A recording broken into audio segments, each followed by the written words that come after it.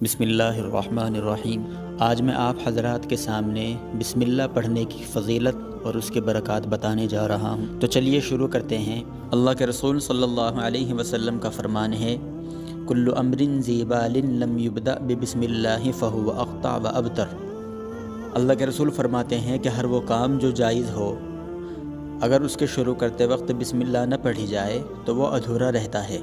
मतलब ये है कि अगर हम अपने काम को शुरू करते वक्त बिस्मिल्लाहिर्रहमानिर्रहीम पढ़ लेते हैं तो उस काम के मुकम्मल होने की, उसके अपनी मंजिल तक पहुंचने की और उसके अपने नतीजे तक पहुंचने की यह हमको गारंटी मिल जाती है। लेकिन अगर हम बिस्मिल्लाह नहीं पढ़ते हैं तो अल्लाह के रसूल सल्लल्लाहु अलैहि वसल्लम के फ़रमान के मुताबिक उसके मुकम्मल होने की और उसके अपने मंजिल तक पहुंचने की हमारे पास कोई गारंटी नहीं होती है।